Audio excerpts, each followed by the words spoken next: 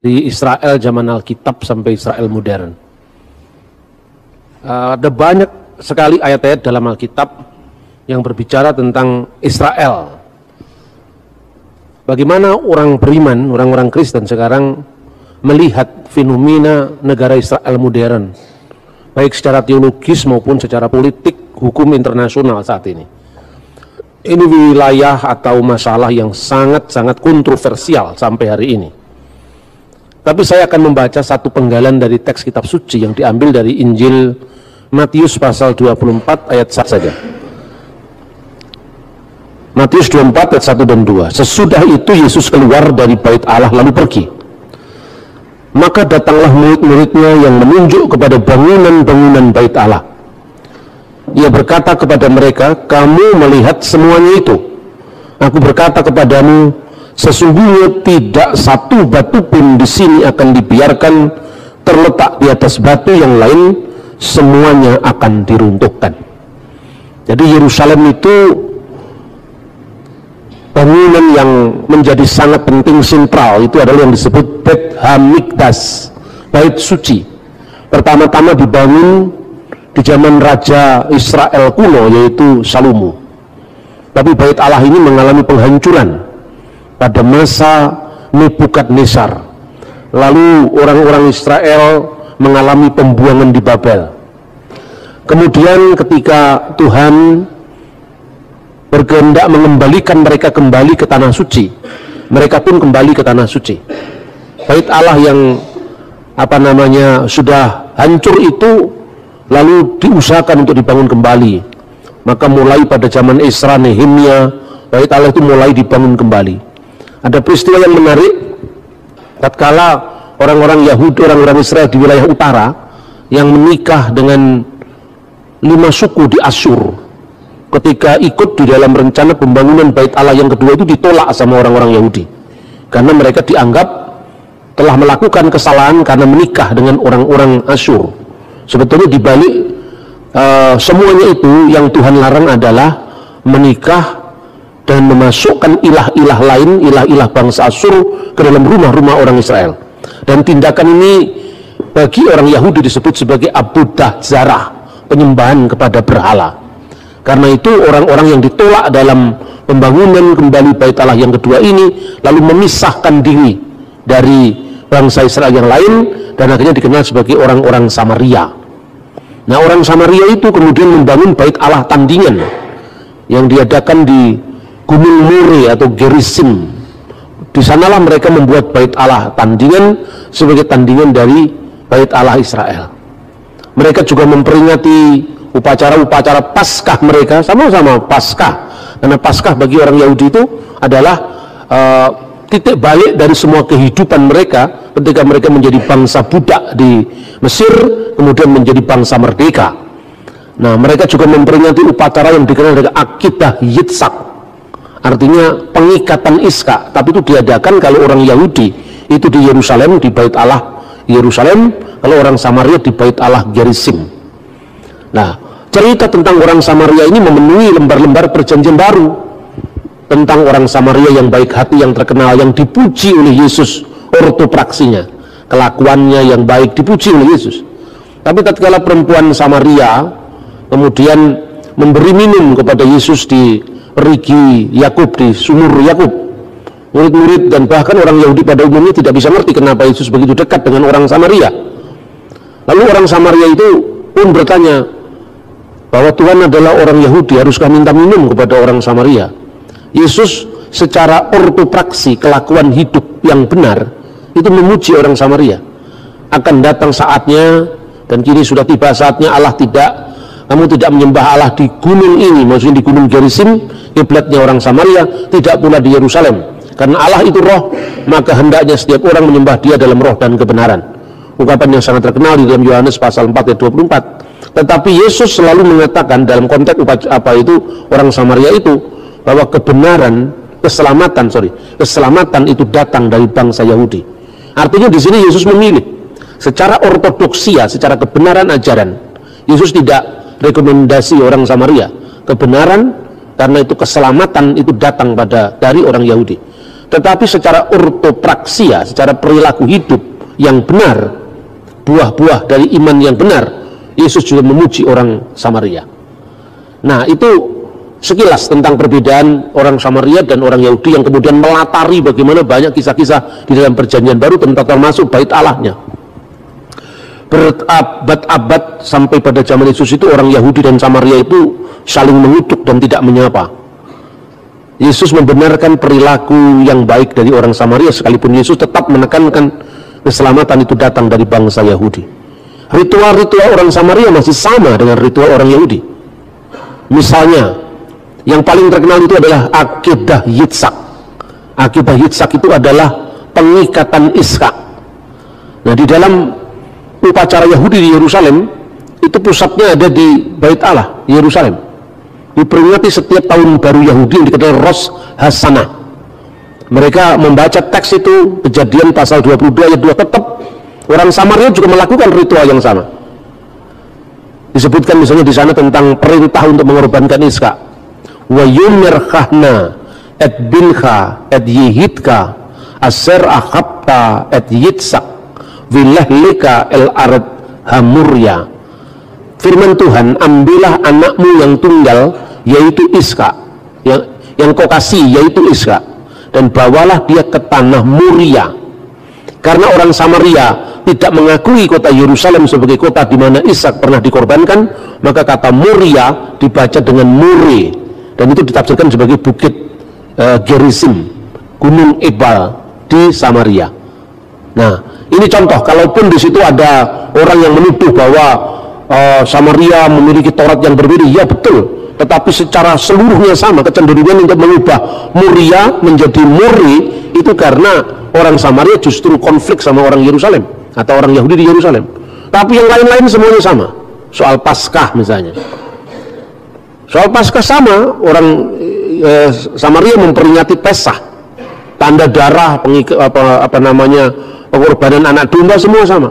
Ketika orang Yahudi di Israel dan Tuhan memberikan 10 bala kepada bangsa Mesir, di setiap rumah yang pintunya ada tanda darah anak domba, maka kemudian firman Tuhan katakan, ketika aku melihat tanda darah itu, maka aku akan melewati mereka.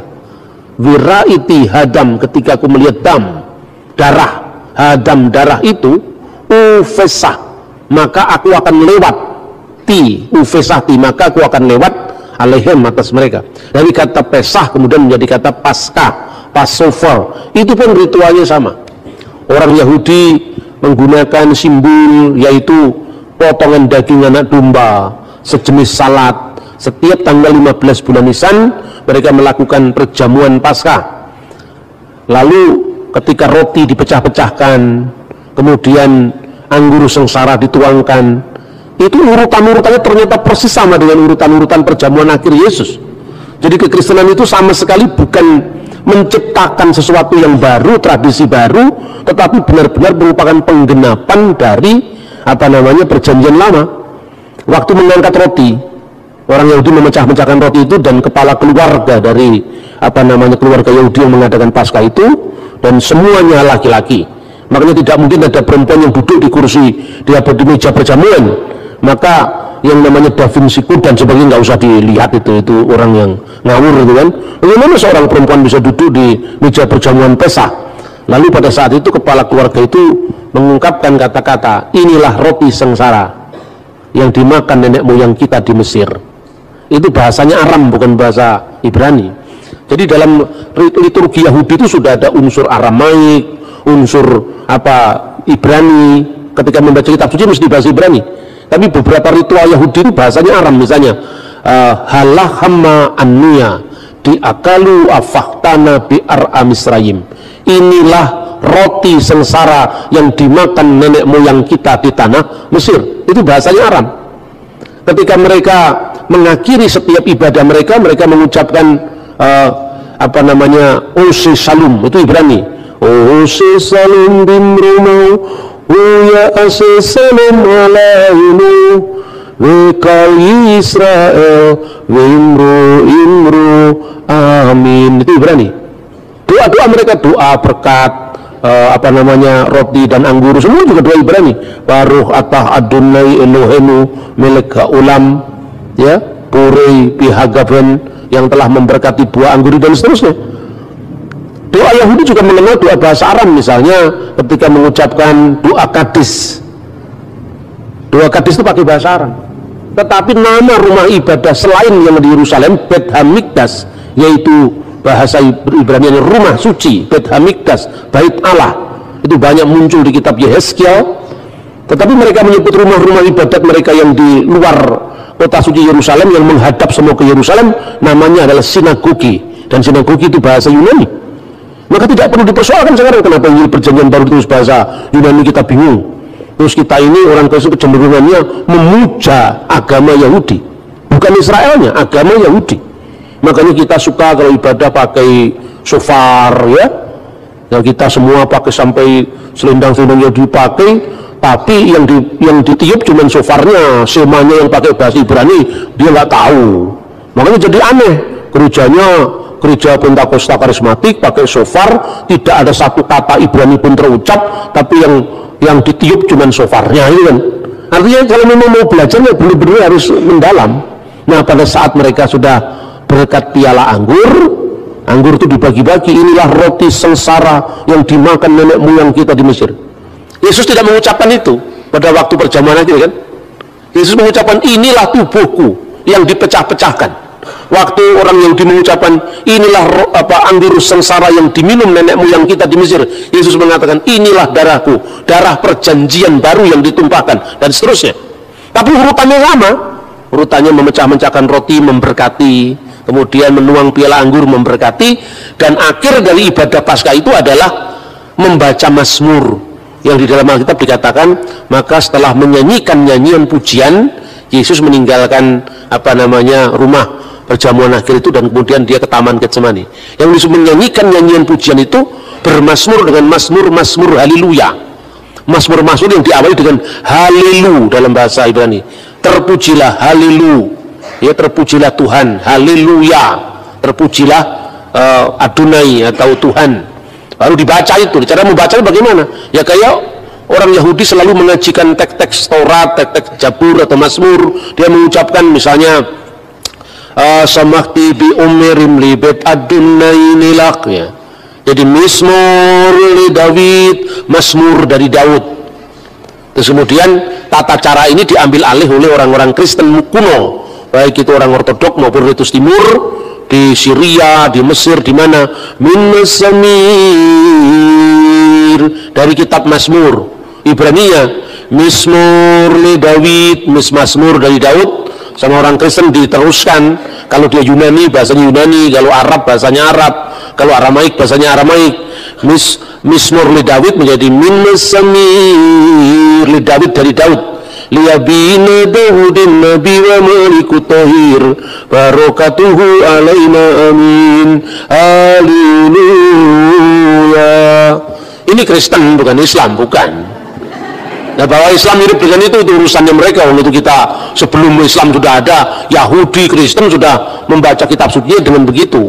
Nah, ini saudara-saudara Paskah. Orang Yahudi memahami Paskah itu apa? Paskah keluaran dari tanah Mesir. Maka setelah mereka memecah-mecahkan roti, meminum anggur itu, mereka mengatakan sekalipun inilah kisah Paskah di mana Tuhan dengan tangannya yang perkasa telah menyelamatkan bangsa kita dari perbudakan di tanah Mesir menuju ke tanah perjanjian. Sekalipun kita memiliki kecerdasan, kekayaan, hikmat apapun, tetapi tidak ada yang bisa mengalahkan kisah penyelamatan Paskah. Lalu pada saat orang Yahudi sudah dibuang diaspora, dia menambahkan frasa begini pada saat perayaan Paskah. Hari ini, dulu kita bangsa budak, kita bangsa merdeka. Harapannya menjadi bangsa merdeka. Tahun depan kita di Yerusalem. Hari ini kita di sini, tahun depan kita di Yerusalem. Frasa ini ditambahkan ketika mereka sudah mengalami pembuangan yang kedua. Sejak Jenderal Titus meratakan Yerusalem, bait Allah menjadi tanah sesuai dengan nubuatan Yesus tadi. Kamu lihat gedung-gedung yang megah ini. Tak satu pun batu terletak di atas batu yang lain, semuanya diratakan menjadi tanah. sejak satu bangsa Yahudi mengalami diaspora di seluruh dunia. Tetapi setiap Paskah mereka selalu mengatakan Lisana haba'ah Birusalaim, tahun depan kita di Yerusalem. Setiap dia merayakan Paskah dalam kondisi perbudakan itu selalu mengatakan Lisana ba'ah Birusalaim, tahun depan kita di Yerusalem. Ungkapan itu terus menerus bergema selama 2000 tahun. Maka ini unik ya, bangsa yang sangat unik. Sudah terpencar-pencar di seluruh dunia selama 2000 tahun. Sejak kapan? Sejak runtuhnya Bait Allah pada masa Jenderal Titus. Kalau menurut penanggalan kita sekarang 5 Agustus tahun 70 Masehi, atau bertepatan dengan tanggal Tisa Bi'ab, tanggal 9 bulan Ibrani Ab, tahunnya 823 setelah berdirinya kota Roma. Kalau menurut kalender Julian itu bertepatan dengan 5 Agustus tahun 70 Masehi, kira-kira jam 3 petang. Bait Allah itu dilalap oleh api memasuki ruang Maha Kudus. Dan waktu itu menurut dokumen Yahudi yang bernama Megilot Ta'anit, Gunungan Puasa, itu dokumen ditulis tahun 160 Masehi. Sejak saat itu orang Yahudi harus puasa perkabungan di Bait Allah, dan sampai sekarang mereka menangisi itu di bekas sisa tembok satu-satunya yang dikenal oleh orang non-Yahudi dengan tembok ratapan. Istilah tembok ratapan itu sebetulnya ejekan orang non-Yahudi. Lebih populer disebut dalam bahasa Arab Haitun al-Mubaka, tembok ratapan. Orang Yahudi sendiri suka menyebut dengan tembok barat, Hakotel Hama'arafi, tembok barat. Mereka tersinggung kalau disebut tembok ratapan, karena orang-orang non-Yahudi yang lihat orang Yahudi menangis di tembok itu, maka disebut Haitun al-Mubaka, tembok ratapan. Maka melalui deskripsi singkat ini menunjukkan bahwa betapa pentingnya Yerusalem bagi orang Israel selama 2000 tahun, sejak tahun 70 sampai nanti dia memproklamirkan kemerdekaannya itu, kemerdekaan Israel tahun 1948. Bayangkan, jadi lebih kurang kira-kira 1910-an tahun, kira-kira hampir kira-kira dari tahun 70 Masehi sampai tahun 1948. 1900 tahun lebih mereka terpencar-pencar di seluruh dunia, dan mereka kembali ke tanah air mereka semula, yaitu Israel. Itu catatan Alkitab, itu nubuatan Alkitab, ya kan? Karena itu unik, bagaimana hukum internasional tidak kalang kabut dalam menentukan status Israel, sementara negeri itu sudah mengalami pendudukan demi pendudukan dari kekuasaan bangsa asing. Maka karena pentingnya pentingnya kota suci Yerusalem, secara khusus kota suci Yerusalem yang disebut Ir HaKodes, kota suci Yerusalem, tetapi juga Eret HaKodes, tanah suci Yisrael, atau Eret Yisrael, tanah Israel, itu begitu penting bagi orang Yahudi. Nah, lalu secara kronologi dari zaman ke zaman kita melihat bagaimana sekarang ini kota suci Yerusalem secara khusus dan tanah Israel pada umumnya itu menjadi perebutan antara Israel dan Palestina. Nah, ada yang membawa dalil agama, ada yang tidak membawa dalil agama, dan itu menarik. Karena apa? Ya, banyak orang Kristen bingung kemudian menyikapi itu. Katanya itu Israel menjajah Palestina, Pak. Nah, orang lain lagi mengatakan tidak, itu memang haknya Israel. Tapi yang satu ekstrem mengatakan pokoknya peta Israel harus tidak boleh ada di muka bumi. Itu tuntutannya Hamas, tuntutannya kelompok-kelompok Islam garis keras. Begitu di dalam forum-forum kajian bersama-sama, Kristennya ikut-ikut ngomong kita harus memperjuangkan hak Palestina. Ya betul, hak rakyat Palestina. Tetapi dalam konteks ini tidak usah harus kemudian menyangkal deskripsi Alkitab tentang Israel, kan gitu kan? Nah, satu pihak ketika kita membela Israel, juga kita tidak boleh tutup mata terhadap penderitaan rakyat Palestina yang menjadi korban konflik itu. Karena banyak orang Palestina itu bukan hanya orang Muslim, orang Kristen juga ada di antara mereka. Bahkan orang Muslim pun ada yang menjadi warga negara Israel. Jadi warga negara Israel itu ya ada orang Yahudi mayoritas, Kristen urutan ketiga, Muslim urutan kedua. Jadi justru orang Kristen itu minim sekali di negara Israel. Jadi ini fakta-fakta yang kadang-kadang tidak dilihat oleh orang Indonesia. Bahkan begitu bebasnya orang Muslim di Israel, mereka ini sudah mulai menerjemahkan Al-Quran dalam bahasa Ibrani. Maka muncul Quran bahasa Ibrani sekarang itu sejak tahun 1970-an sudah terbit itu. Judulnya itu Ha-Quran Hamifwar, Quran yang mulia. Kalau Bismillahirrahmanirrahim diterjemahkan Bism Elohim Haraham Harrahman wiharahum. Besem Elohim Harrahman wiharahum. Itu bismillahirrahmanirrahim. Alhamdulillahirabbil alamin. Hodu ladunai Elohim melek haulamin. Itu Al-Fatihah itu. Jadi tidak setiap Anda ngomong Elohim langsung otomatis itu Kristen, apalagi kita sudah pakai nama misalnya GBI Elohim, belum tentu, karena di sana Elohim dipakai orang Islam. Begitu juga kata Allah belum tentu itu Islam, karena di Timur Tengah bahkan sebelum zaman Islam istilah-istilah Arab itu sudah dipakai oleh orang Kristen. Terbukti apa? Prasasti atau batu-batu bertulis yang berbahasa Arab itu ditemukan sebelum zaman Muhammad lahir dan kebanyakan ditemukan di gereja Kristen ini. Jadi kita ini kan kadang-kadang Islamnya lebih Arab ketimbang orang Arab, Kristennya lebih koboi dari orang Barat. Akibatnya Kristen dibatasi dengan bahasa Ibrani. Lalu kalau kita tidak ngomong Yeshua HaMashiach seolah-olah tidak sah, ya kan?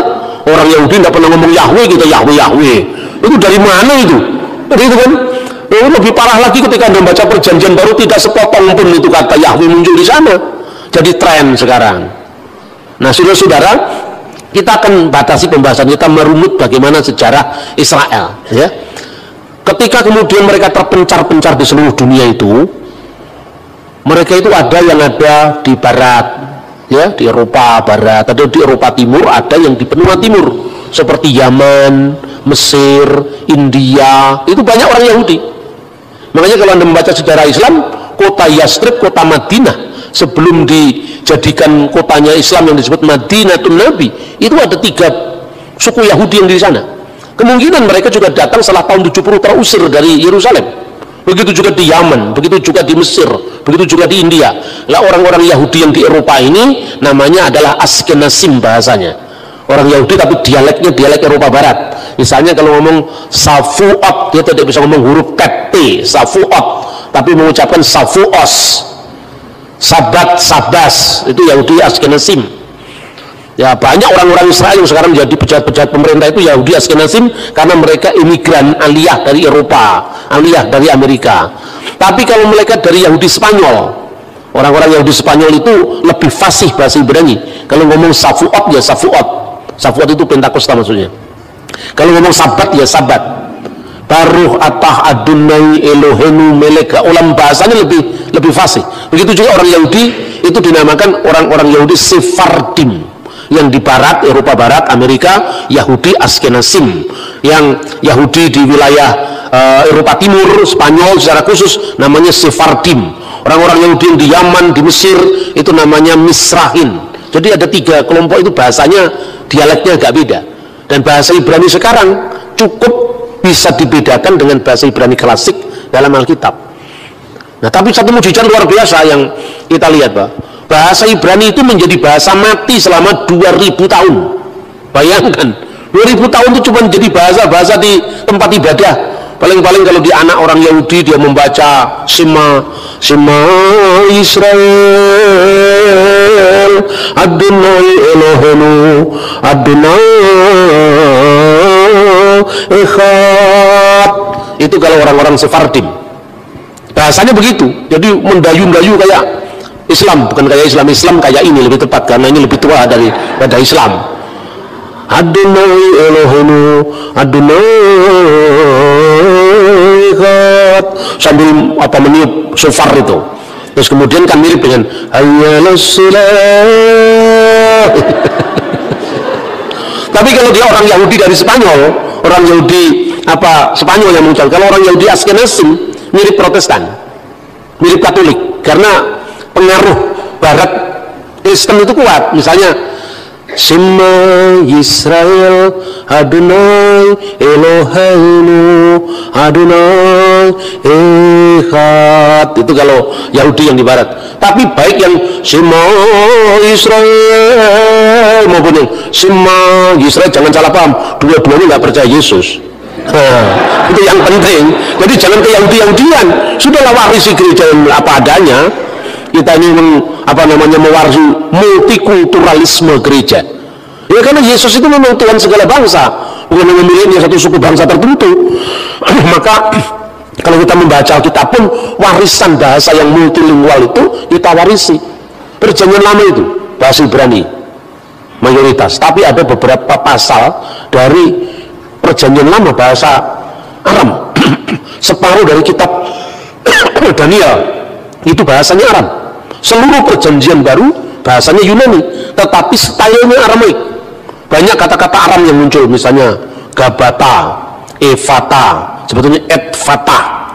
Di ejaan Yunani jadi Evata, Tali Takum, Eli lama sabaktani. Itu kan bahasa Aram. Jadi stylenya itu bahasa Aram, tapi memang lingua franca saat itu bahasa Yunani. Nah, orang ini begitu fanatiknya karena Yesus orang Israel, Yesus harus berbahasa Ibrani. Orang Israel tidak berbahasa Ibrani, bahasa Aram waktu itu. Bahasa Ibrani itu hanya bahasa untuk pengajian Torah, bahasa untuk membaca kitab Torah, bahasa untuk membaca kitab Tehillim atau Mazmur atau Nevim atau Nabi-Nabi. Tapi sehari-hari mereka, Yesus berdialog dengan Pilatus pakai bahasa Yunani. Yesus bicara dengan para muridnya, Petrus, Andreas, bahasa Aramaik. Yesus bicara di sinagoga menerima kitab gulungan Nabi Yesaya, bahasa Ibrani. Nah, kita malah ikut-ikut Islam Arab semua, kita Ibrani semua, anti Yunani itu kan. Kita ini aneh, dikasih banyak bahasa cuma memutrakan satu. Itu ciri khas kekristenan yang tidak dimiliki oleh agama lain. Nah itu loh. Maka sebetulnya kita ini berbahagia menjadi seorang Kristiani karena kita mewarisi Ibrani, kita mewarisi Aramaik, kita mewarisi lingua franca Yunani. Jadi saya tanya, kalau seandainya semua Perjanjian Baru kamu andaikan ditulis dalam bahasa Ibrani, bagaimana Paulus menginjil ke Malta, ke Athena, ya kan? Daerah wilayah Yerusalem ke arah barat itu semua bahasa Yunani sebagai lingua franca. Wah, apa paling sederhana dari apa yang dikatakan dalam kitab suci? Misalnya, tatkala kita menyebut satu orang namanya Petrus, sekaligus bernama Simon, sekaligus bernama Kefas, itu 3 bahasa. Simon itu Ibrani, Kefah itu Aram, menjadi kata Kefas tadi Kefa. Kemudian Petrus itu Yunani. Bayangkan, itu menunjukkan bahwa dia mewarisi warisan multilingual.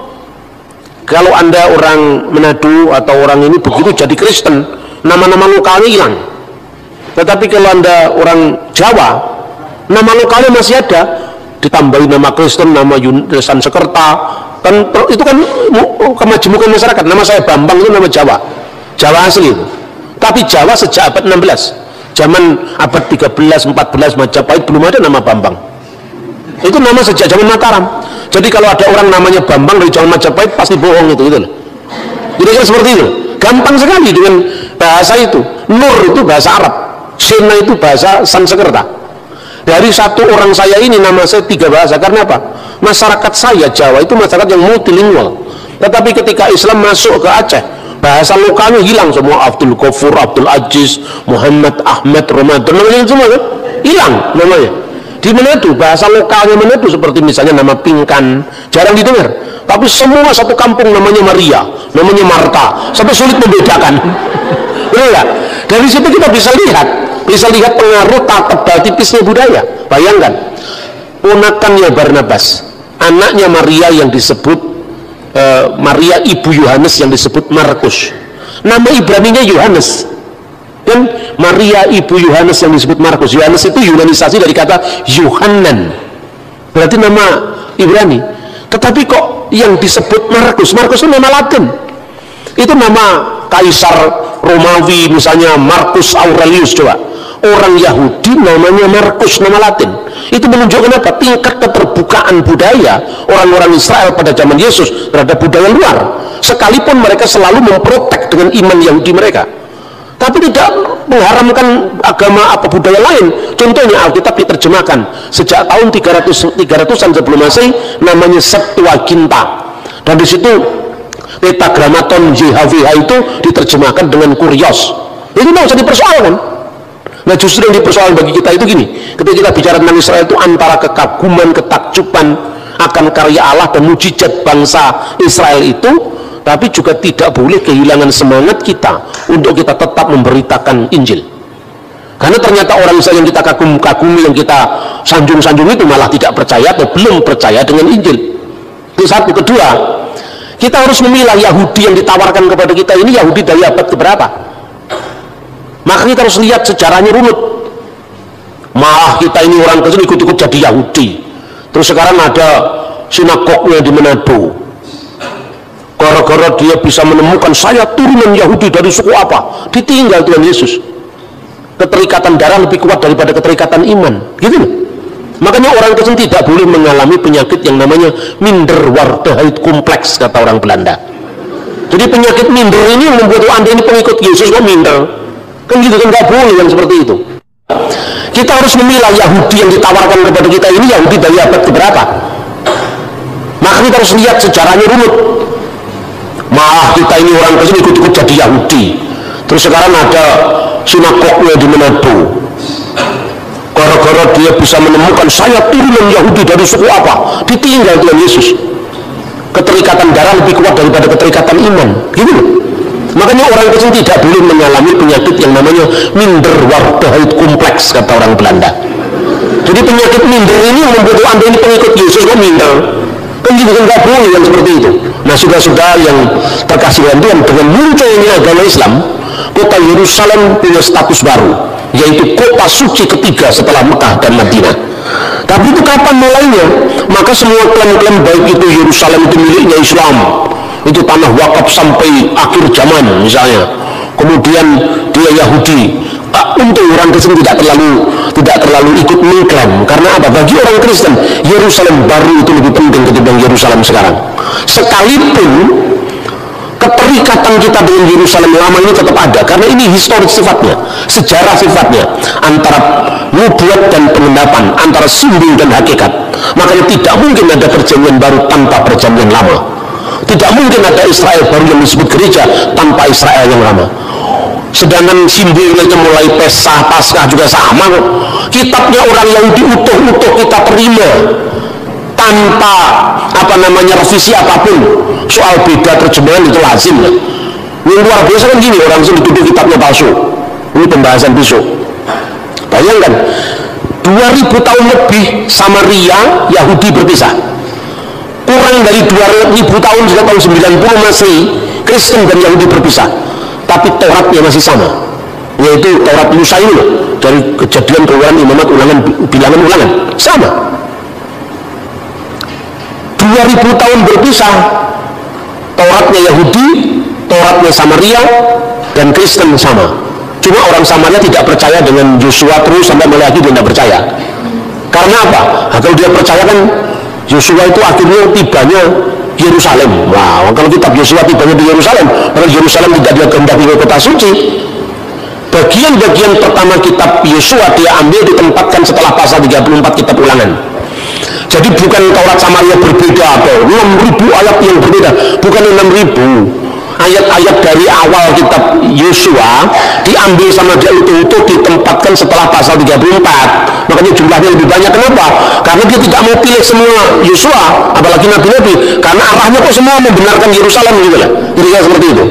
Tapi yang penting dasar Tauratnya itu tidak berbeda. Orang Samaria punya Paskah, Yahudi punya Paskah, Kristen juga menggenapi Paskah itu dengan Paskah Kalvarinya Yesus. Nah, kalau orang Islam boleh aja dia menerima Taurat, boleh saja, tapi kan Taurat yang dibayangkan sendiri, Taurat yang diturunkan kepada Nabi Musa lewat malaikat Jibril. Namanya kepercayaan itu kan hak asasi setiap orang. Tapi kalau saya katakan kamu juga punya Taurat, Pak, saya bilang ya, tapi Taurat ini Taurat dari alam lain, karena nggak pernah eksis. Taurat Islam kan Taurat dari alam lain, nggak punya eksistensi sama sekali. Dia hanya mengandaikan ada Taurat yang digambarkan, diwahyukan, tapi dia menolak Taurat yang ada sekarang dan tuduhan pemalsuan. Yang justru ajaibnya itu apa? Kristen, Yahudi, Tauratnya masih sama, tafsirannya beda. Ya, tafsirannya beda. Sesama Kristen aja, Katolik sama Protestan juga beda tafsir kok, apalagi beda. Satunya tidak percaya Yesus, satunya percaya Yesus, tapi kitabnya masih sama. Itu luar biasa itu. Nah, ini menjadi bukti bagaimana Alkitab itu tidak berubah. Secara khusus tentang Yerusalem, orang Yahudi punya keterikatan dengan Bait Allah, khususnya Hakotel Hama'rafi, yaitu tembok barat yang dikenal dengan Haitun Al-Mubaka.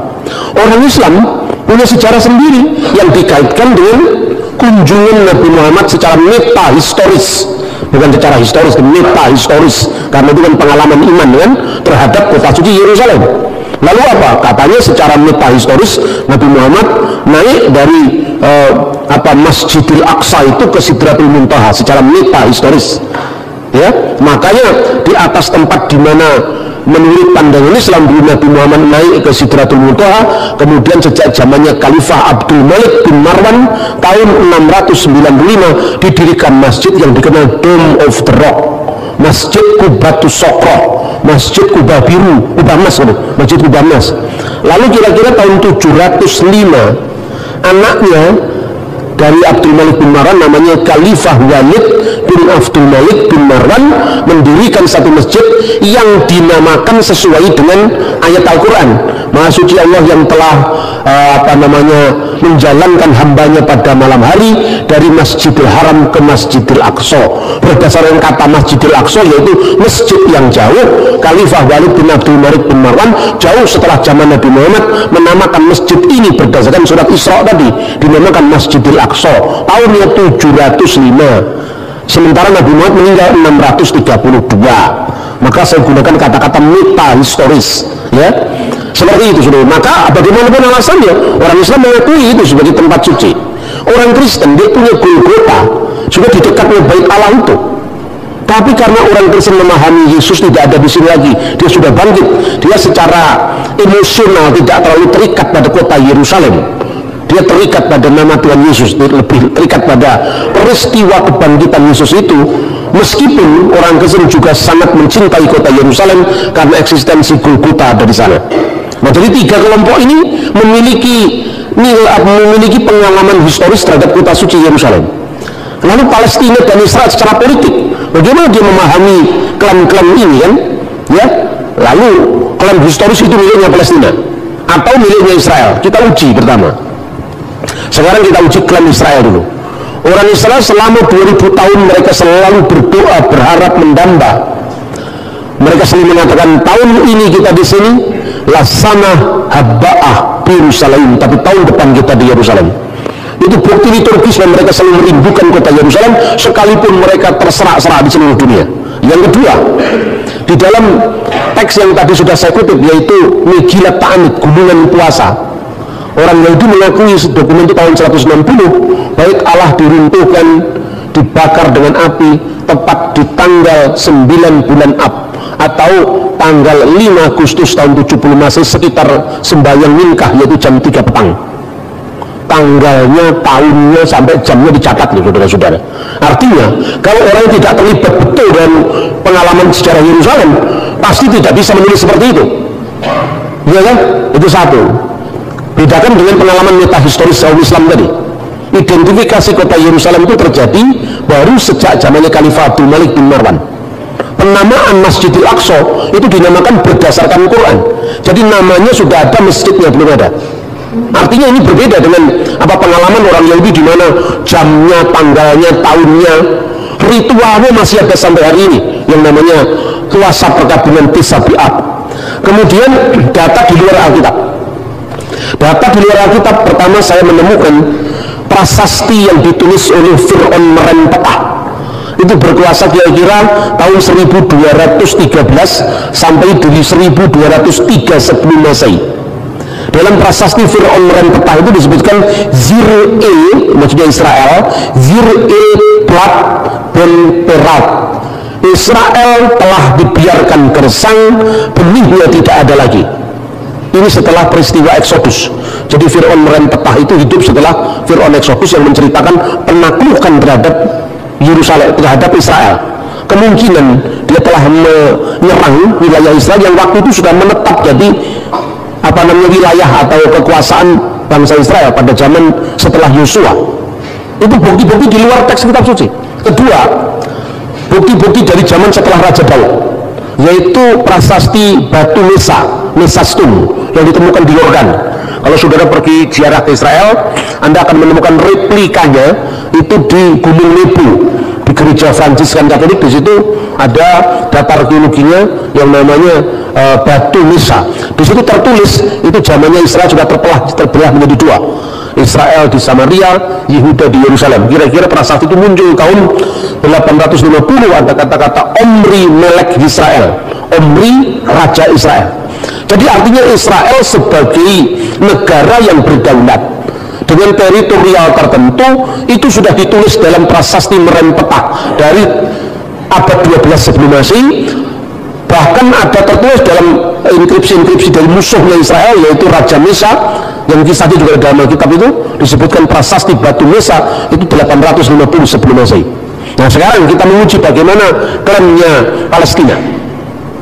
Yang disebut Palestina itu pertama kali muncul kalau data biblikal itu dalam kitab Kejadian pasal 10 ayat 13 sampai 14. Itu disebutkan Filistin. Kata Filistin, Palestina, Filistin adalah keturunan Kasrihim. Kemudian Ulangan pasal 2:23 dia menyebut tentang orang-orang Filistin dari Kaftor. Kaftor itu Yunani, dari Kaftor, ya, termasuk 5 kota kuno yang disebut Pentatolis. Polis itu kota, Penta itu 5. Apa itu? Gaza, Askelon, Asdod, Ekron, dan Gad. Nah kita lihat Goliat dari Gad itu menjadi wilayahnya orang Palestina. Wilayah ini di mana? Dari seberang selatan ke utara, dari lembah Gaza hingga Sungai Yarkon. Tetapi orang Palestina yang disebutkan di sini tidak pernah eksis jadi sebuah negara, hanya pendatang baru dari Kaftor. Maka di dalam terjemahan Alkitab Septuaginta mereka disebut dengan 3 nama. Pertama, Filistin, Palestina; Hellenes, orang-orang Yunani karena mereka datang dari wilayah Yunani; atau Anopuloi, bangsa-bangsa lain, sebagai terjemahan dari kata-kata Goyim. Itu termasuk orang Goyim di luar Israel. Penemuan arkeologi akhir-akhir ini menunjukkan bahwa tempat-tempat di wilayah misalnya Asdod, Askalon, Gad itu banyak ditemukan tulang-tulang babi. Artinya apa? Daerah itu pasti dulu daerah yang dihuni oleh orang-orang Filistin purba. Nah pertanyaannya, Filistin purba ini tidak pernah eksis jadi negara. Berarti berbeda dengan Israel yang jelas eksis jadi negara. Prasasti Merenpetah, prasasti batu yang ditemukan di Yordan tadi, batu Mesa di Yordan, Mesa Stone, jelas itu ada eksistensi sebagai negara. Sementara Filistin itu adalah pendatang. Tapi apakah Filistin dalam zaman Alkitab itu sama dengan Palestina sekarang? Nah, itu yang jadi masalah. Nah, kita akan lihat contoh bahwa orang Palestina sebagai pendatang itu ditulis di dalam Sefanya 2 ayat 5. Yosabe Hebel Hayam Kretim, penduduk tepi laut orang-orang Kreti. Kreti itu pulau Kreta dari Yunani. Yang kedua misalnya disebut juga tadi disebutkan Filistin Kaftorin, orang-orang Palestina yang datang dari daerah yang namanya Katfor. Ini menunjukkan eksistensi orang-orang pendatang di Yerusalem. Bagaimana dengan ungkapan Al-Quran sekarang? Nah ini penting ini. Justru anehnya Al-Quran sendiri, kalau ini dijadikan rujukan sebagai konflik agama, justru di dalam Al-Quran surat Al-Maidah ayat 21 menegaskan bahwa kepada Musa, kaumnya Musa telah diberikan tanah suci, yaitu Israel. Disebutkan di dalam surat Al-Maidah 21 digambarkan Nabi Musa itu menyampaikan kepada kaumnya, ya qaumi udkhulu al-ardal muqaddasah allati kataballahu lakum. Wahai kaumku, ya qaumi udkhulu, masuklah al-ardal muqaddas, ke tanah suci, allati, yang oleh Allah kataballahu lakum, diberikan kepadamu. Nah, bagaimana teks ini kemudian dipahami oleh orang-orang pejuang Hamas Palestina sekarang? Sejak orang-orang Israel menolak Muhammad sebagai nabi terakhir, maka perjanjian ini sudah batal, katanya. Dan sekarang tanah Palestina itu sebagai tanah wakaf yang diberikan oleh Allah kepada umat Islam sampai akhir zaman. Nah, itulah. Jadi ini Quran ini katanya batal karena sejak orang Yahudi menolak Isa Al-Masih dan Muhammad, itu kira-kira.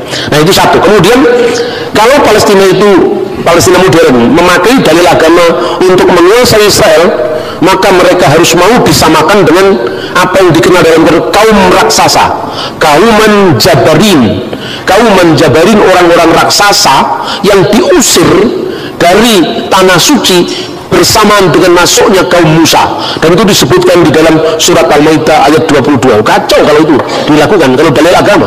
Israel terlalu kuat dalilnya. baik dalil itu hukum internasional maupun data sejarah di luar Alkitab maupun data sejarah Alkitab, bahkan Quran sendiri menyebut itu adalah miliknya Israel. Kan gitu kan? Nah ini repot.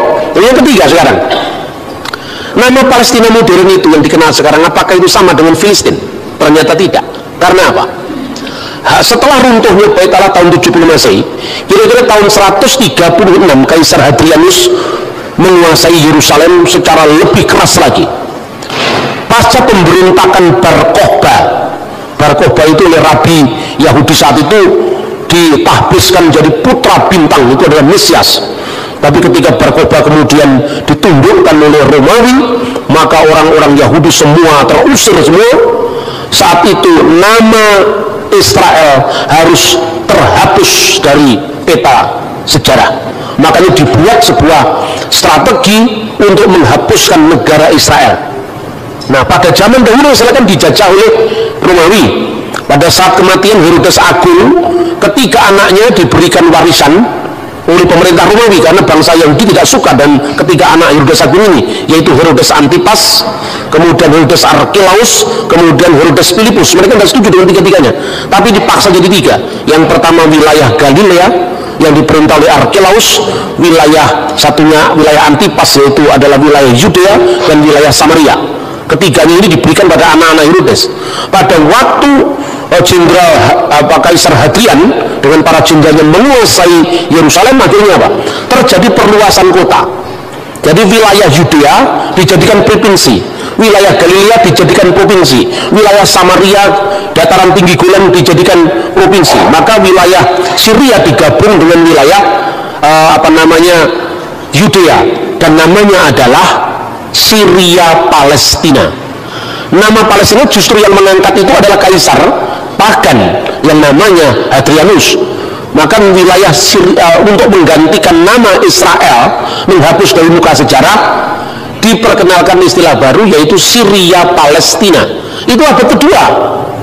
Kota Yerusalem harus terhapus dari peta, karena selama ada impian tentang kota Yerusalem atau tanah Israel, nanti orang Yahudi terus menerus mengatakan lesana habba'ah Yerusalem, tahun depan kita di Yerusalem. Selama nama-nama Israel, Yerusalem tidak hilang dari ingatan orang Israel, selama itu Roma tidak yakin bahwa Israel tidak bangkit lagi sebagai sebuah kerajaan, maka kota Yerusalem bersamaan dengan penghapusan kota Israel dihapus dan dinamakan dengan Alia Capitolina, dan nama itu diabdikan untuk dewi kafir mereka, Alia Capitolina. Menariknya, kata Yerusalem tidak muncul dalam Al-Quran, tidak muncul dalam hadis. Al-Quran tidak muncul satu kata pun tentang kata Yerusalem. Kalau Israel ada, ya Bani Israel, tapi kata Yerusalem tidak muncul. Tradisi Islam kemudian setelah Quran dan setelah hadis menyebut Yerusalem dengan Al-Quds, kota suci. Al-Qudus, kota suci. Karena Yerusalem menjadi kota suci ketiga setelah Makkah Al-Mukarramah, Madinah Al-Munawwarah, dan Al-Quds, yaitu kota suci ketiga, kota Yerusalem. Yang menarik, perjanjian Umar bin Khattab ketika memasuki kota Yerusalem, dia adalah sahabat Nabi setelah Abu Bakar, kemudian Umar. Lalu pada zaman Umar dia melakukan Mistaq Al-Umariyah, yaitu perjanjian atau konstitusi Umar.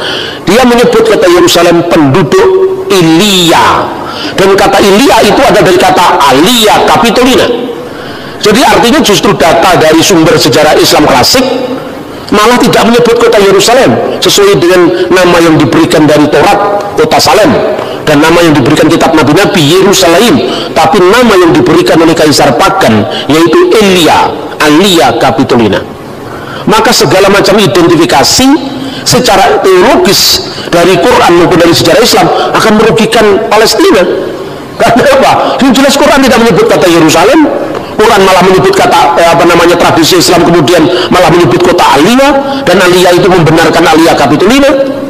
Kalau dia menyebut Filistin, itu sama dengan tadi kaum raksasa yang dikalahkan Daud, yaitu Goliat. Dan itu ada dalam surat Al-Maidah, kaum raksasa yang diusir dari kota tanah suci begitu kaum Musa memasuki kota suci itu. Ini sulitnya identifikasi keagamaan bagi perjuangan Palestina. Lalu sisa satu lagi, kalau gitu apa yang harus dilakukan?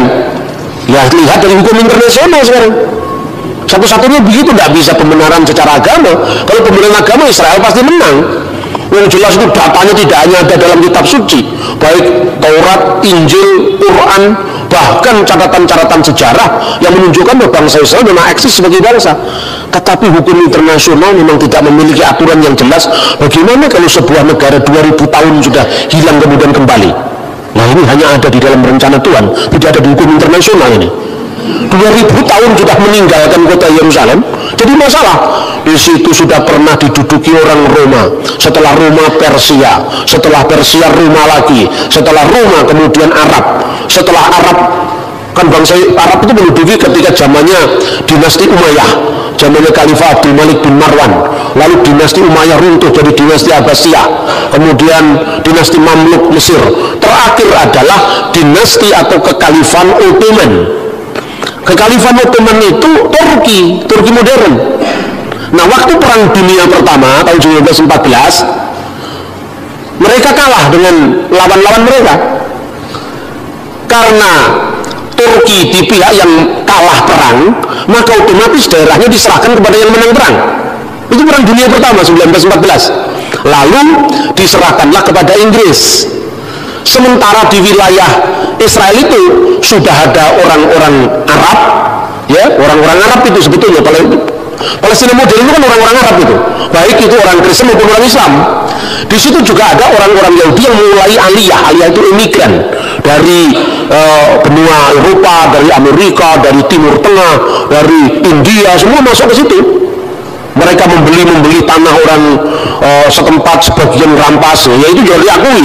Ada orang-orang Zionis yang merampasi tanahnya orang-orang Palestina Kristen, seperti yang dialami oleh Abuna atau pendeta Elias Sakur. Keluarganya dirampas kebun anggurnya, alasannya dijadikan apa, itu ternyata dimiliki oleh orang Israel. Itu diselesaikan tidak di dalam konteks negara, tapi dalam konteks penegakan HAM, kan itu kan harus dipilah mana bukan Palestina sebagai negara tapi rakyat Palestina.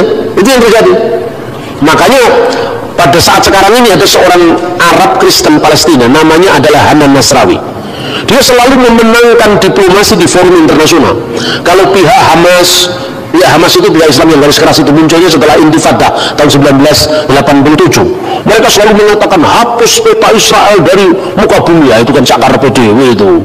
Ya, karena ini tanah wakaf umat Islam sampai akhir zaman. Dia semaunya sendiri kan, ya begitu hukum internasional. Dan dokumennya tidak ada seperti itu. Tanah wakaf itu kan urusanmu. Dan hukum internasional seperti apa? Hanan Nasrawi sadar, sebagai seorang Kristen dia tahu Alkitab pasti. Bukan dia tahu Alkitab, dia tahu dokumen-dokumen sejarah, bahwa kalau kita memakai dalil keagamaan kita mesti kalah, karena memang baik Al-Quran maupun Alkitab kalau dalil agama membenarkan kepemilikan Israel. Lalu dia pakai dalil HAM. Waktu saat ada konflik tanah, bahwa ada orang-orang Israel yang menguasai tanah itu secara paksa, pembayaran ganti rugi tidak dilakukan, orang itu terusir. Terus ditanya di forum internasional, di PBB, orang yang bersangkutan itu dihadirkan. Ini tanah milik siapa? Negara Israel milik, ini tanah wilayah Israel. Ya, saya tahu ini wilayah Israel. Tapi tanah itu miliknya siapa? Ini tanahnya pemerintah Republik Indonesia. Tapi gereja ini sertifikatnya namanya siapa? Kan itu kan persoalannya. Tetangga sebelah itu masa ada sertifikat miliknya Republik Indonesia? Itu enggak kok. Sertifikat ini punya siapa? Misalnya punya Tuan Samuel. Tuan Samuel berasal dari mana tanah ini? Dari bapak saya Tuan Daud. Tuan Daud dari mana? Oh, dari kakek saya Tuan Sulaiman. Oh, jelas. Mana sertifikatnya? Ini sertifikatnya. Sertifikat ini tidak dicabut ketika Israel menguasai tempat ini. Terus kemudian forum internasional mengatakan, serahkan ini kepada yang punya. Bahwa wilayah ini sekarang menjadi wilayah Israel, itu no problem. Silahkan, itu wilayah negara. Tapi sertifikatnya siapa? Orang ini silahkan. Kalau kamu mau beli dengan harga yang layak. Itu yang terjadi. Jadi antara penyelesaian secara HAM, secara pribadi, dengan penyelesaian secara politik. Sama dengan ini ya. Indonesia dulu kan milik dijajah Belanda, ya kan? Setelah dijajah Belanda kita merdeka. Tanah yang kita miliki ini tanah nenek moyang kita sebelum Indonesia merdeka, iya kan? Berarti sekarang mentang-mentang Indonesia merdeka, yang punya ini misalnya orang Timur yang sekarang masuk Portugis. Kemudian dikatakan, oh tidak bisa, kamu orang Timur, ini tanah orang Timur, ini tanah sekarang miliknya Republik Indonesia. Betul Pak, ini miliknya Republik Indonesia. Tapi ini yang beli kakek saya Pak. Nah kamu warga negara apa? Warga negara Timur Timur. Iya kan sejak zamannya Pak Habibie Timur Timur lepas dari Indonesia. Ini negara ini menguasai milik saya, ini jelas ini pembelian dari kakek saya, kira-kira seperti itu. Nah ini yang dilakukan dengan pendekatan HAM oleh orang-orang Palestina Kristen seperti Hanan Nasrani dan sebagainya. Tapi sekarang kita runut bagaimana sejarahnya Israel secara modern. Setelah tahun 1914 Turki kalah perang, Palestina diserahkan kepada Inggris karena pihak pemenang. Lalu Inggris mengeluarkan mandat yang namanya Deklarasi Balfour. Deklarasi Balfour itu dikeluarkan tahun 1917 dengan ketentuan bahwa tempat ini Israel adalah tanah air bagi bangsa Yahudi. Nah, lalu menimbulkan protes bagi orang-orang lokal yang menghuni tempat itu sebelum pendatang-pendatang Yahudi datang ke tanah Israel.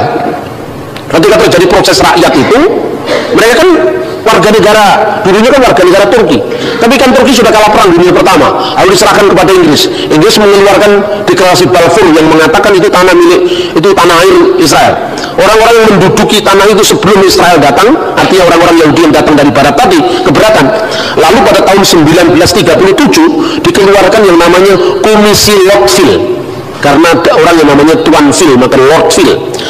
Di sana dibuat obsesi pilihan, ya, tanah Israel di tanah yang sama itu, di tanah suci itu, pembentukan dua negara dalam koeksistensi damai, yaitu negara Israel dan negara Palestina.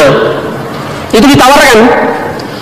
Tahun 1947 dikeluarkan lagi resolusi PBB 181 yang mengatakan mengulangi kembali solusi dua negara. Di tanah suci ada dua negara, yaitu negara Israel dan negara Palestina, dengan catatan kota Yerusalem tidak boleh, Yerusalem Timur tidak boleh menjadi ibu kota salah satu negara yang berkonflik. Yerusalem Timur ditentukan statusnya secara hukum internasional sebagai corpus separatum, sebagai bagian yang terpisah di bawah hukum internasional. Takhta Suci Vatikan sepakat dengan PBB, Israel sepakat dengan PBB. Tetapi orang Palestina menolak karena dihasut oleh suku orang-orang Arab tetangganya. Ini tidak bisa, mereka tidak mau terima. Status wilayah tanah suci itu statusnya kosong kekuasaan. Karena apa? Ini kan statusnya masih di bawah mandat internasional, mandat Inggris yang memenangkan perang dunia pertama, kan itu kan? Berarti statusnya apa? Statusnya dia kosong. Ketika orang-orang Palestina masih sibuk menolak dan mereka punya agenda menghapus Israel dan tidak ada negara Israel sampai kapanpun juga di wilayah Palestina. Sementara status quo negara wilayah itu dalam kondisi tidak lagi di bawah Turki karena Turki sudah kalah perang sama lawan-lawannya yang antara lain Inggris. Israel curi start untuk kemerdekaannya. Ya, mumpung ini masih kosong, tidak di wilayah siapa-siapa, kemudian ada Deklarasi Balfour yang mendukung itu tanah air Israel. Soal Palestina nanti dia terima tidak urusan lain, yang penting sudah ada jalur hukum bahwa ini adalah statusnya kosong, maka dia proklamirkan kemerdekaan 14 Mei 1948. Itu kira-kira seperti itu. Jadi kalau saya membahasnya kan netral saya ngomong sejarahnya sejarah. Begitu 14 Mei 1948 negara Israel diproklamirkan, negara-negara Arab mengeroyok Israel, salah satunya Lebanon, Suriah, Irak, Yordan, Mesir, dan Saudi Arabia. Negara-negara Arab yang mengeroyok Israel itu tidak semuanya Islam. Lebanon mayoritas Kristen waktu itu, jadi tidak bisa kita batasi oleh konflik agama. 5 negara tadi kalah semua sama Israel, dan ini orang yang Iran, dari pengamat militer juga Iran. Ini negara kecil baru bangkit begitu, kok bisa menang sama negara-negara raksasa dari 5 negara loh. Lebanon, Suriah, Irak, Yordan, Arab Saudi. Bahkan kemenangan itu telah menambah wilayah yang dulu kan ditentukan, ini wilayah Israel, ini wilayah Palestina, ini mandat PBB, resolusi 181. Dengan kemenangan perang itu, dia menambah wilayahnya 50% lebih. Jadi dari dulu yang menjadi wilayahnya Palestina sekarang menjadi wilayah Israel. Nah, ini kan bukan pencaploan, ini menang perang kok. Salahnya sendiri kamu menolak kemarin. Kalau kamu menerima opsi 2 negara, selesai kan wilayah masing-masing. Lalu kamu menolak, kemudian kamu melawan kami, kemerdekaan kami perang dan kamu kalah. Ya ketika kalah kan kemudian wilayah yang dimenangkan tadi secara hukum internasional diakui sebagai pemenang perang. Seperti kasusnya menangnya perang Inggris dan sekutunya atas Turki dan sekutunya. Gitu lah kira-kira. Nah, perlawanan tidak berhenti. Mulai muncul selain perang tahun 48, lalu disusul lagi perang 6 hari tahun 1967, terakhir perang Yom Kippur 1973. Di perang Yom Kippur itu menarik. Orang Yahudi pada masa raya kan tidak boleh perang, diserang mendadak, tapi ya menang akhirnya. Nah, ketika Israel itu menang, ini menjadi problem bagi negara-negara itu. Kemudian perjanjian terus dilakukan. Muncullah Yasser Arafat. Yasser Arafat itu istrinya orang Kristen, menikah campur itu, menikah beda agama itu. Jadi di Timur Tengah itu istrinya tetap Kristen, makanya dulu kalau Natalan selalu istrinya itu datang ke gereja, ikut liturgi sampai selesai, Arafat menunggu di sampingnya. Di Timur Tengah yang begini bukan pemandangan yang aneh, biasa. Ulama masuk gereja mengucapkan selamat Natal itu biasa. Itu yang dilakukan oleh Rafsanjani di Iran, yang dilakukan Syekh Al-Azhar di Mesir, yang dilakukan mulai Presiden Yasser Arafat sampai Presiden Mahmud Abbas. Palestina sekarang itu biasa. Hanya orang Indonesia aja yang lebih Arab ketimbang orang Arab. Tapi ya sudah, ini kan urusan akidah masing-masing, silakan lah. Saya cuma membandingkan bahwa mengucapkan selamat Natal di negara-negara Arab itu bukan hal yang aneh gitu loh. Kemudian solusi dua negara tadi diterima oleh Arafat. Arafat menerima solusi dua negara, tapi pada pihak lain tetap intifada jalan. Artinya ada orang Palestina moderat di garisnya Fatahnya Arafat ini, lalu orang Palestina yang garis keras, faksi agama, melahirkan yang namanya Hamas. Pada saat keras-kerasnya intifada itu tahun 1987, akhirnya sejak saat itu Palestina terbelah menjadi dua, yaitu faksi Hamas dan faksi Fatah. Ini yang terjadi seperti itu. Nah, pada saat sekarang ini setelah pemilu tahun 2006 ya, kemudian sebelum itu ya tahun 80-an itu sampai Presiden Anwar Sadat mati terbunuh itu kan karena perjanjian damai dengan Israel. Nah, 50% lebih dari kemenangan perang tadi lewat meja perundingan sama Israel dikembalikan ke Mesir. Maka sini saya kembalikan, ya, wilayah Yordan juga ini milik kamu, tapi kamu jangan ganggu saya lagi ya. Nah, makanya sejak saat itu Yordan sama Mesir sekarang menjadi sahabat Israel, Saudi menjadi sahabat Israel, Irak belum, Lebanon masih keras ya kan. Ini yang terjadi sekarang ini. Nah, kemudian baru beberapa tahun terakhir ini mereka ingin menerima solusi dua negara damai, tetapi minta wilayah sebelum perang, yang tidak bisa dong. Ya kamu kemarin kan melawan perang, setelah perang saya menang, masa wilayah yang sebelum perang yang ditentukan PBB kamu minta lagi? Tidak bisa. Jadi yang dikatakan pencaplokan wilayah-wilayah Palestina itu sejatinya tidak seperti itu. Ini sih secara apa. Nah, kemudian baru beberapa tahun terakhir ini mereka ingin menerima solusi dua negara damai, tetapi minta wilayah sebelum perang, yang tidak bisa dong. Ya kamu kemarin kan melawan perang, setelah perang saya menang, masa wilayah yang sebelum perang yang ditentukan PBB kamu minta lagi? Tidak bisa. Jadi yang dikatakan pencaplokan wilayah-wilayah Palestina itu sejatinya tidak seperti itu. Ini sih secara jujur. Kemudian yang terakhir, pemindahan kedutaan Israel yang kedutaan Amerika yang selama ini di Tel Aviv dipindah ke Yerusalem, heboh ke seluruh dunia. Orang Indonesia ikut heboh, mengadakan demo, bahkan sumbangan beras kepada Palestina. Orang Palestina kan nggak makan nasi, berasnya dimakan siapa sekarang? Tapi orang Indonesia itu pintar ya, dia ikut-ikut seolah-olah ngomong Palestina, padahal duitnya nggak Palestina. Saya ini ngomong sendiri langsung dalam siaran televisi waktu itu, TVRI sama NDTV waktu itu, sekarang jadi RBTV kan. Saya itu diwawancara di Kedutaan Besar Palestina bersama dengan Duta Besar Palestina waktu itu dan Profesor Komarudin Hidayat. Nah, kemudian di awal dari wawancara itu Pak Dubes itu mengatakan begini, kami tidak pernah menerima bantuan sepeser pun dari orang-orang yang demo itu untuk Palestina. Justru bantuan dari PGI yang kami terima, bantuan dari KBI yang kami terima. Lalu demo-demo untuk Palestina itu kemana itu? Orang Palestina nggak makan beras, berasnya terus kemana? Jangan dijual itu biaya demo berikutnya, itu biaya kampanye partai tertentu, kita nggak tahu. Itu yang terjadi. Maka begitu mudah kita ini dihasut oleh masalah agama. Pemilu tahun 2006, kemudian Hamas ikut pemilu, Fatah ikut pemilu, Fatahnya kalah dengan Hamas. Faksi Islam garis keras menang. Kenapa kekalahan Fatah? Salah satunya partai nasionalis ini korupsi. Ini sejak dulu sama begitu, makanya kalau Anda ke partai nasionalis, hati-hati jangan mencintai mamon. Ideologinya bagus tapi mentalitasnya rusak. Karena di sana terkenal sekali orang-orang Fatah itu banyak melakukan pungutan-pungutan pada rakyat Palestina. Di tengah-tengah kesulitan seperti itu, maka rakyat Palestina pro kepada asal beda dengan Fatah. Hamas menang telak. Waktu menang telak itu, kemudian negara-negara barat kebingungan, wah ini kalau partai garis keras ini menang, ini tidak ada lagi perundingan terhadap Israel.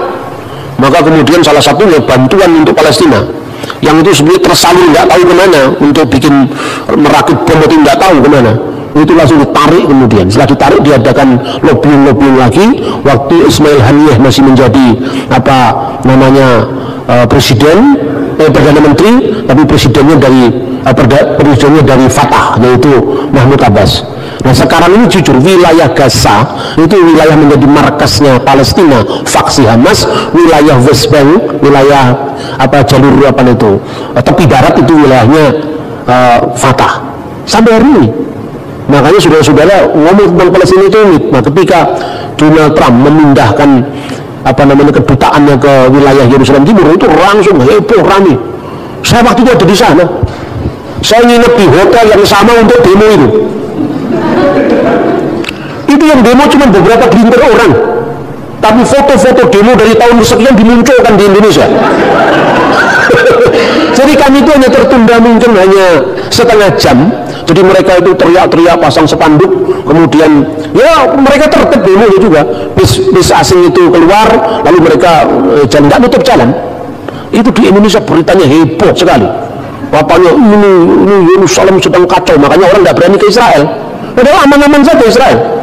Kalau Anda pernah pergi, saya juga banyak mengalami itu kan, saya ke Israel itu kan paling sering loh. Mungkin sudah puluhan kali saya, setiap tahun 4 kali, 2 kali, 5 kali gitu ya, sejak di bawah tahun 2000. Karena saya punya interest tinggi kepada studi tentang Timur Tengah dan saya punya banyak teman di sana waktu saya masih kuliah di Timur Tengah dulu.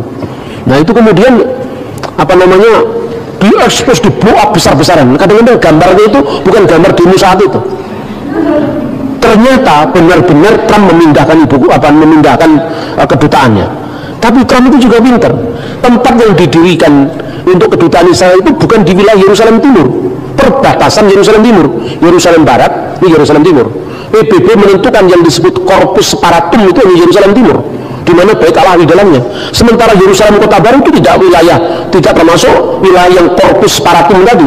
Nah, Trump mendirikan itu di sini. Ini di bawah, ini Yerusalem Barat, bukan Yerusalem Timur.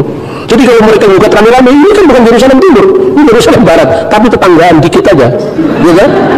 Kalau orang nyebrang di sini, lewat garis ini Anda sudah bisa beli makanan, beli jus, beli minuman di sini.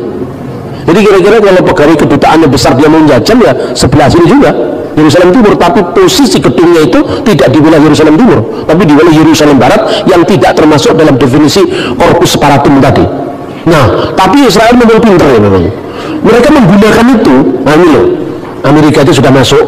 Bagaimana negara lain, Amerika Latin yang lain-lain mulai mindahin satu. Status quo itu menjadi pembenaran internasional terhadap Israel. Mestinya Palestina itu belajar dari Republik Indonesia.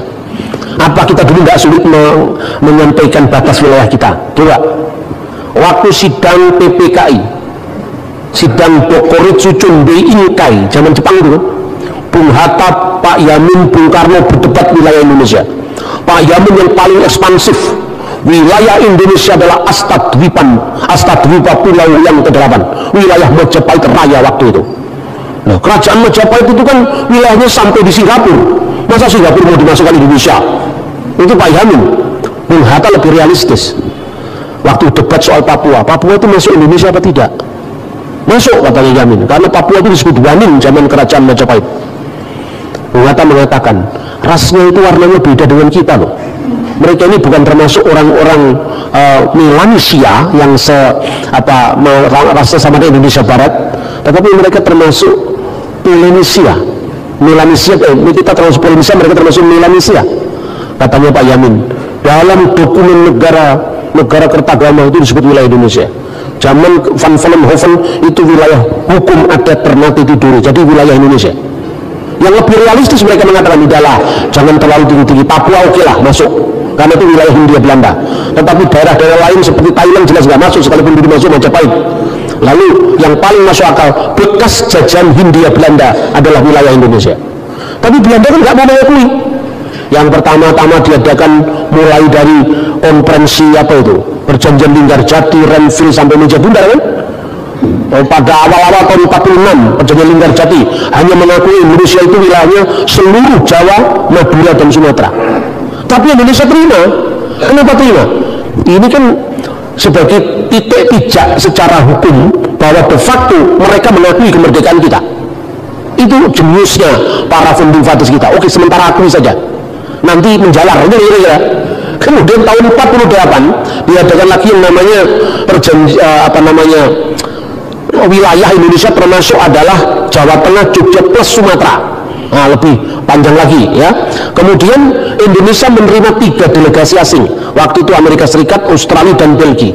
Gencatan senjata dilakukan dengan Van Mook. Artinya apa? Kalau sudah delegasi asing masuk ke Indonesia, berarti secara hukum internasional de facto dan de jure diakui ini wilayah Indonesia. Baru kemudian 2 November tahun 49 Belanda menyerahkan wilayah Indonesia tanpa syarat dengan pengecualian Papua. 1960-an lewat diplomasi yang terus menerus semua wilayah NKRI ini utuh.